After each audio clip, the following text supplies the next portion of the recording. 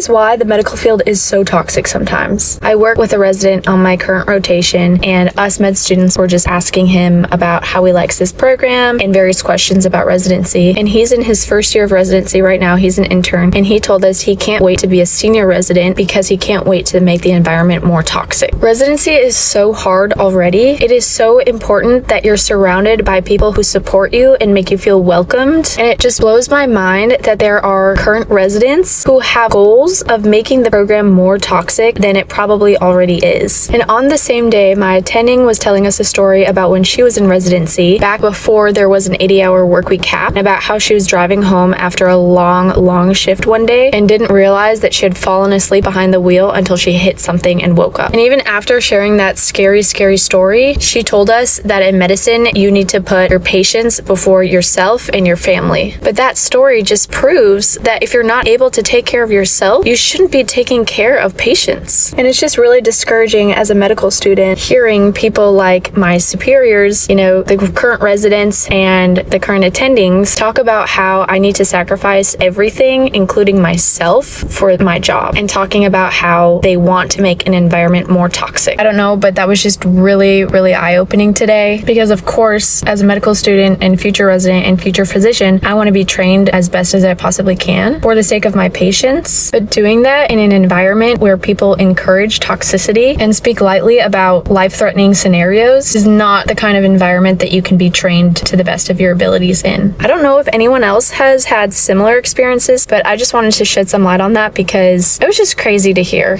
So I'm fresh off night shift and I have some stuff that I want to get off my chest, and I'm gonna vent to y'all. Nursing is so catty, and quite frankly, I'm over it. Like, people think that being a good nurse is really just about clinical skills. You can be a vet in the game, 10 years experience, know everything that you need to know inside and out. But if you are out here tearing down new nurses, gossiping about new nurses, spreading rumors, and not helping and doing things that are so counterproductive, when nursing it's a team. Literally, it's like a team sport. You are as strong as the weakest nurse that you're working with. So why not take every opportunity that you can to feed into them, to help them grow, help them learn, especially if they're willing. But no, all y'all want to do is talk and gab in the break room about this person and that person. And listen, we are human, we make mistakes. When you first started out as a nurse, I'm sure you made a lot of stupid mistakes that, you've learned from, and you've probably never made those mistakes again. So why not remember back to when you first started and do your best to uplift another nurse and be a positive part of their nursing journey? No, instead, a lot of y'all are pushing people out of the profession because you are so catty, so toxic, so rude. Just gossiping does nothing for nobody. So please think twice before you talk about somebody else. Think twice before you watch a nurse make a mistake, and instead of telling them so that they can learn from it, you go run and go tell all the other nurses on the unit that they made this mistake, and now you've embarrassed this person, destroyed their self-confidence, and now made them even potentially consider the profession. We are short-staffed.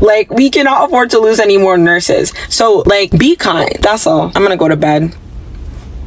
This night shift was rough, but that's all I gotta say. Nursing is one of the most toxic fields to work in. Starting from management goes all the way down to toxic coworkers. On top of you dealing with a very heavy load of work that you do every day, dealing with patients, you also have to deal with a lot of toxic coworkers. Nursing is full of bullies. Those girls who are bullies in high school, they are in nursing field. They really are. They are miserable, and they make every single person's life on the floor miserable, especially if they've been there longer than you. Oh, forget about it. It normally starts with the fact that they start building this relationship with management, like kissing ass, and then they think they have this privilege to go to the floor and make the floor nurses' lives miserable. I really don't know if management is backing them up, but I genuinely think, what gives you a right to, sometimes cross the boundaries of the people the way you do? It's just so toxic. It's full of gossip. You should never be telling telling any of your business if you're in nursing to any of your coworkers, or if you're a new nurse, don't ever tell any of your business to your coworkers because all they do is gossip. Leave people alone. Like, just go live your freaking life. Just go do your job. Like, nobody cares you trying to be there, micromanaging things. Leave people alone and let them do their job, okay? Gosh, we just want to work in peace. There's enough work to do. There's enough things to do. Don't come over here and make it worse for people who are already doing the goddamn work. And then they wonder why no one picks up extra, why so many people are quitting because of freaking toxic work environment. Simple as that. Nobody wants to deal with that anymore, okay? With everything that's going on in this world, nobody wants to deal with, on top of everything, with toxic co-workers, work environment, management. So anyways, I'm over it.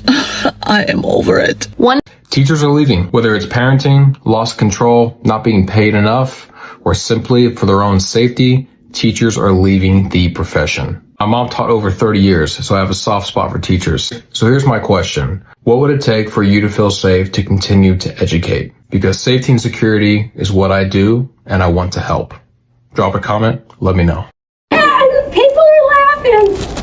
I'm gonna go. I don't even care if I don't get paid today.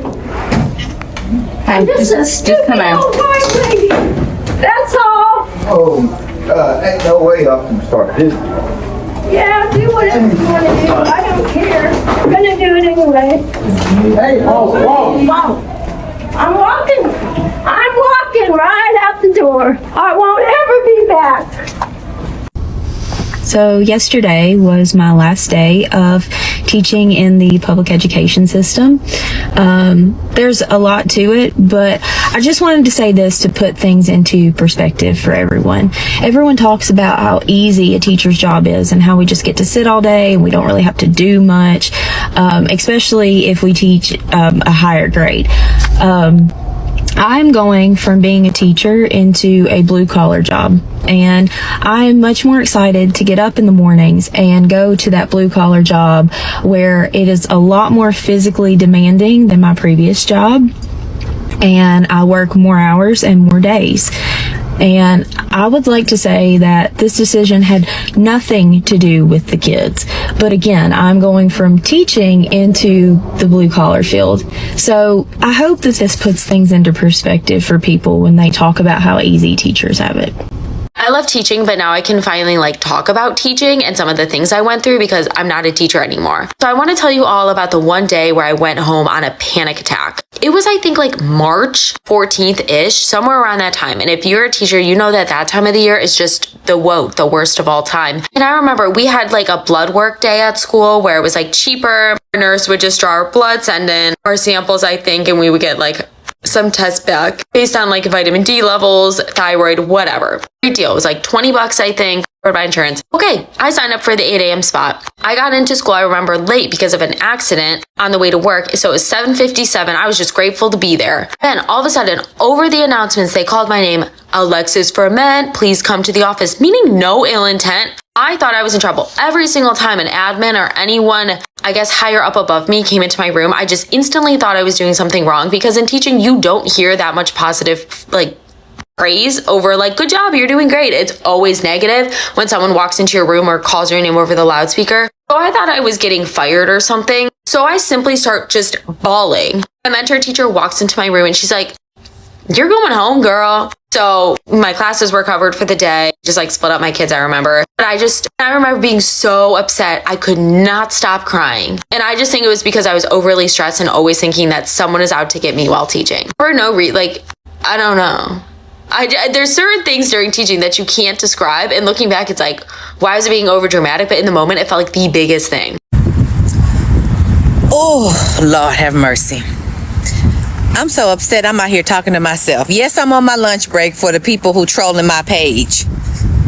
Whew. Teacher rage.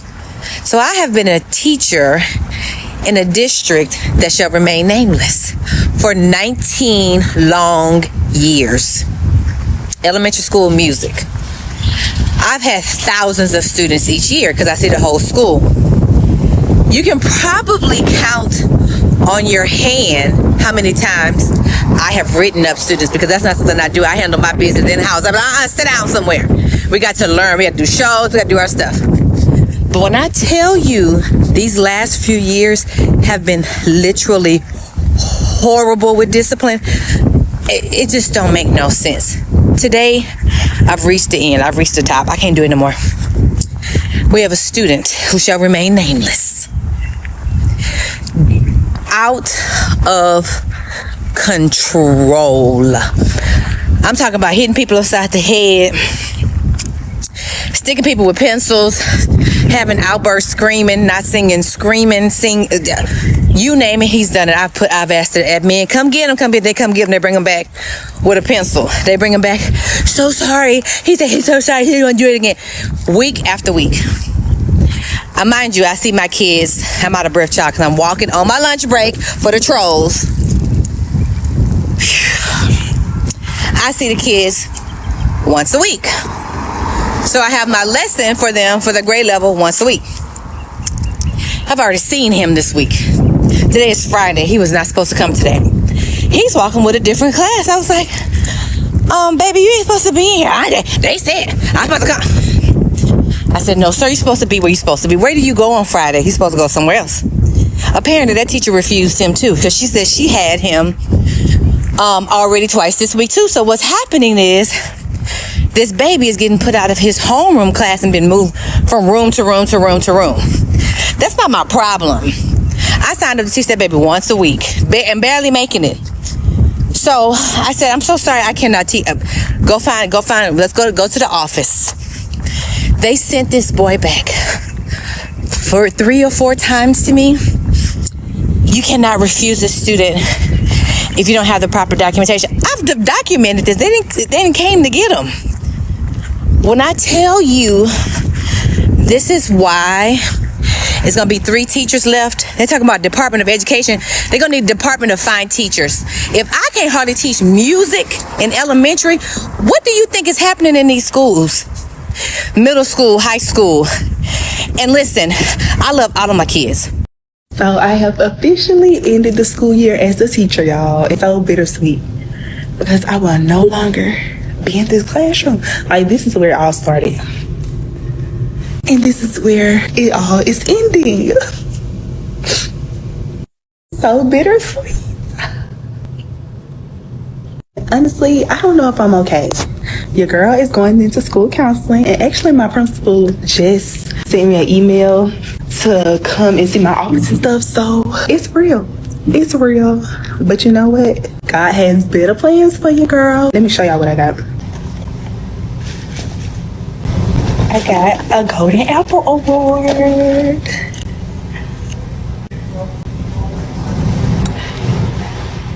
Yeah, y'all, I am so blessed, so happy, so glad that I was able to meet the students that I met and make a difference, y'all. So yeah, teacher signing off, school counselor signing on.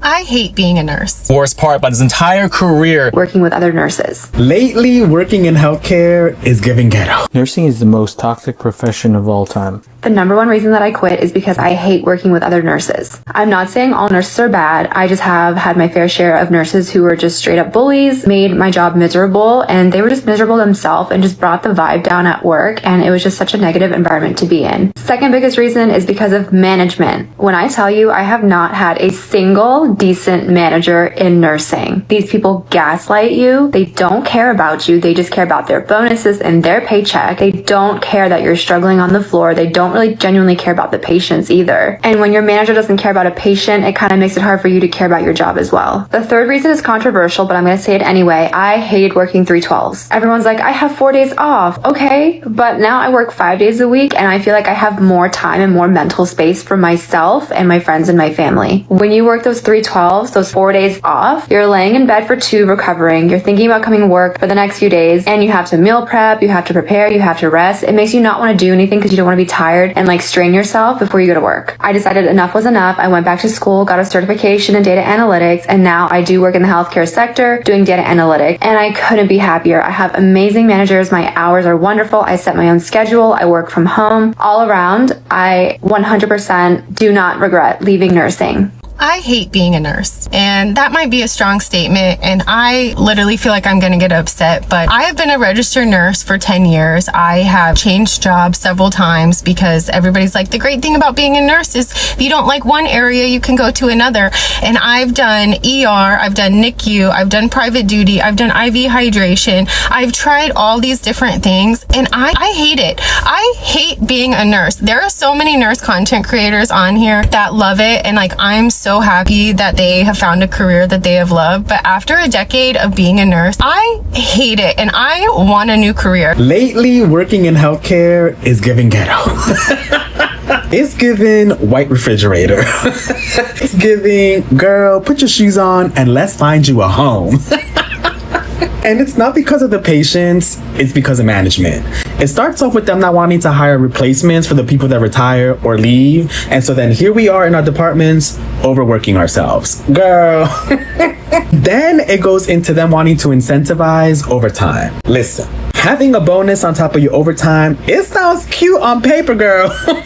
But you know what they're really incentivizing? They're incentivizing you overworking yourself. They're incentivizing you spending less time with your family, your friends, and your partner. They're incentivizing you spending less time loving on yourself. Why? Because you're working. Lastly, it's them not wanting to give us the supplies that we need to do our job correctly and efficiently. I'm sorry, I didn't realize I was gonna have to be Mary Poppins at work. Like, girl, do I need to bring my own toilet paper? Do I need to bring my own sabanas?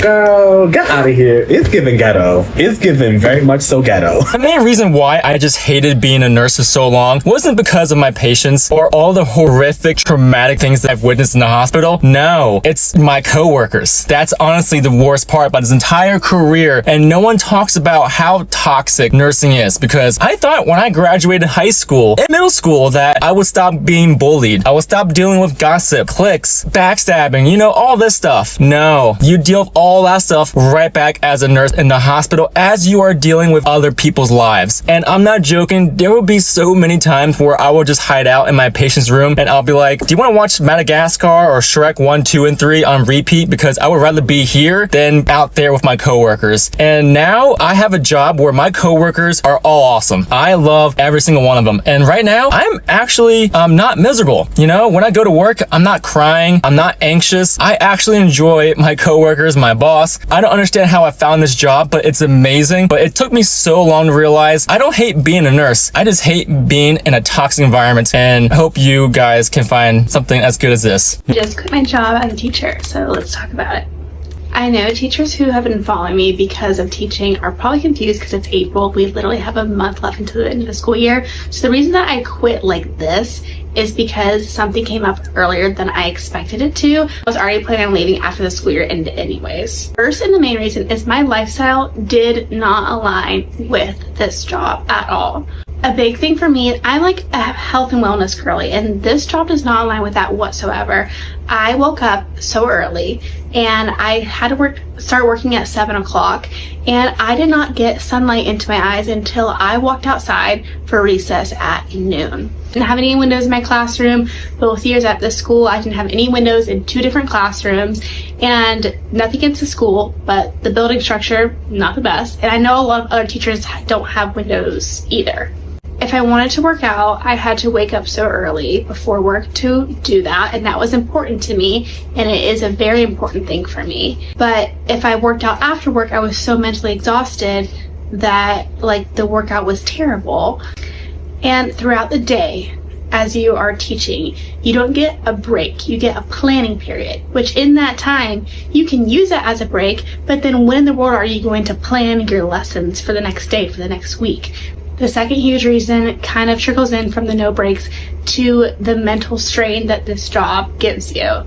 Like I said before, it is a job where you have no energy left at the end of the day. And even though you're getting off at 4, you're getting off at 3:45, or even some schools get off earlier, it doesn't matter because I'm coming home and I'm a shell of a human and I don't function after a day of 40, 50 kids needing things from me. It's honestly so incredibly overstimulating. And even when it's not bad things that they need you for, they're not even if they're not screaming at you, which sometimes they are, even if they're just needy and they need answers for something, having so many of them needing you at once, it's so draining. And with that, I had 2 classes, so I had 40, 50 kids, and I honestly carried the burden of them with me when I left the building at the end of the day. And that's not something that you can just decide to put off. I tried my absolute best to leave it at the door, but if you really care about these kids, which I really, really do, and I still do, that burden goes with you after work. The third really big reason is student behaviors. This coming from somebody who was at an incredible school. Like, this has nothing to do with my school. I'm so glad I was at the school that I was at. But even at a great, incredible, high-performing school, we still had terrible student behaviors. I think these come from overexposure and underparenting. Like, my kids have phones. They're 8. They're exposed. And I feel like there's a lack of parenting for a large majority of students. There are a handful of good parents that do parent their kids and limit screen time and actually take the time to teach their kids their morals and life skills and all the things. But then there is a larger population that they leave it up to us to put the pieces back together, and that honestly is not my job. The fourth reason I'll talk on today is just the pressure to perform. A classroom teacher is a very performative job. You have a beginning of the year observation, a mid-year observation, you have an end of the year observation, and then your admin can pop in at any point during the day, during the school year, whenever they want to. So with that just comes anxiety, knowing that I could have admin come into my room at any point. Not that I was doing anything bad, it's just that like people pleasing in me, that like I want to be doing the best thing at all times just in case somebody walks into my room. That's giving me anxiety 24/7, and nobody wants to live like that. So those are just my big things. There are so many other things that go into this, but at the top of my mind, that's where I'm at. And overall, I just feel like this job is not sustainable anymore. I now understand why teachers are dropping like flies. It's because the teaching system is just not sustainable anymore. So I hope this helped. Might make a video on things I wish I would have known before going into teaching, for those who are student teachers or first year teachers, just to like help you out a little bit. So let me know if that's something that you're interested in. Bye. Pennsylvania is preparing to lose nearly 7% of their teachers this year, so let's talk about it. According to this article by the Pittsburgh Post-Gazette, nearly 8,900 teachers, or 7% of the state's teacher workforce, will not be returning for the next academic year. And teacher certifications in the state of Pennsylvania are down nearly 63% since the 2010 school year. So what does this say, and why does it matter? Number one, it backs up all the trends that we're seeing across the U.S. right now. And that is, number one, teachers are continuing to leave the profession at record numbers. And number two, the teacher shortage will continue. And number three, young people are not entering into this profession. Teachers, are you surprised by this data? Because as a teacher career change expert, I am not. I have seen steady increases in teachers looking for services to leave education every year. And every year, the number of teachers who reach out to me grows. And it's not just teachers in their 10th, 12th, 14th, even 20th year. I speak to teachers who are in their first year or their second year. I've spoken with many teachers this year alone who say they're one and done because this profession is just too much. Teachers, let me know your thoughts on this in the comment section. And as always, remember to like and follow for more honest conversations about leaving education. As I'm sitting here right now, I am about to sign or not sign my letter of intent. In 4 months, I'm about to make the decision to no longer have a job. We will not be able to afford to live on my husband's salary alone. we will not be able to afford our mortgage, our car payment, except for God. I know God will show up. I know God is faithful. He is sustainer. He is provider. Every good thing, I believe, comes from him. But still, we are making that decision. I don't have a job lined up. Everything that I've applied for has been a dead end. My husband has applied for jobs, has reached out. It's been dead ends. So as I'm sitting here, I see God in a whole different way. He is so much more real and tangible to me in this moment. I'm thankful for that. But at the same time, I am terrified. Been in special education, elementary special education for 10 years. It's been hard, and I no longer feel like it is good for me. It is no longer a job that I feel like I am adequate at doing with all of the things that are on my plate. This right here is a moment you are watching, and a few months down the road, you will see how God will provide. Because as I click these buttons and type in my answer, I am not going to be employed come August of next year. Okay.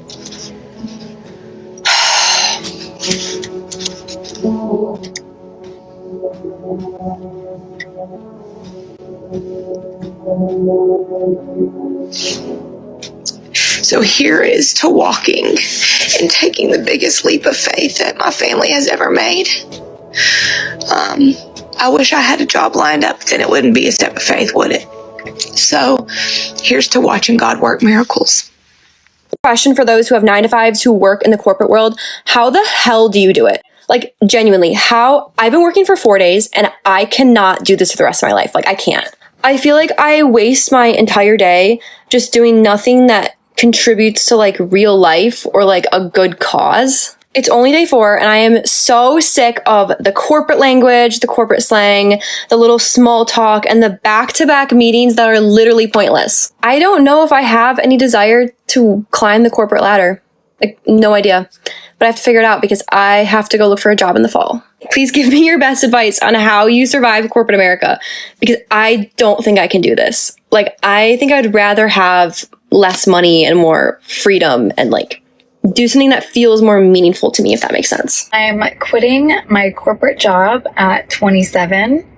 I quit last Friday, and this Friday will be my last day in corporate. It was causing me a lot of stress, and noticed I was getting less patient, less understanding, and a little bit more irritable. That's not really who I want to be or how I want to represent myself. Feeling stressed and feeling tired, it takes a big toll on your mental health and your health in general. My skin has never been this bad. I just feel like it's time for some change. I'm excited about it. I'm going to be going to Italy and Spain for 2 weeks solo. Oh my gosh, I think I'm a little crazy because I've never done a solo trip and I've never even been overseas. I'm kind of scared the more I get closer to it. I'm like, wait, what did I just do? I'm a very spontaneous person. I've never been this spontaneous. I'm going to Rome and then Florence. I will be going to Barcelona and Madrid. Doing 2 weeks. I think that's good for my first solo trip. I want to go shopping. I want to go sightseeing. I love architecture, eat all the good food, see the nightlife. That'll be fun. I really want to document my trip and, I don't know, show any challenges that I go through while traveling, any people that I meet or interesting circumstances that I end up in. I think that'll be super fun to look back on and have those memories. So I just quit my job. When I say my boss didn't even care. I have resigned from a few positions in my life, and every single boss has tried to keep me on, has tried to fight for me, but he could not care less. And it just made me realize that all of the times that he said that I'm valuable and that I'm an asset to the company, it was just lip service. If you're questioning whether or not somebody cares, if you're in their lives, if you're on their teams, if you work for their company, take this as a sign that it's time to go. And this goes for friendships, relationships, professional relationships, jobs, whatever. If somebody does not care whether you're there, it's a red flag. It's time to move on. I've been working for over a decade, and This is really scary for me, but I have not ever been more at peace with my decision, and I'm fully embracing the unknown, the change, because anything else has to be better than what I just left. I will keep you guys updated on what happens next in my life, but for now, I'll see you tomorrow. Bye.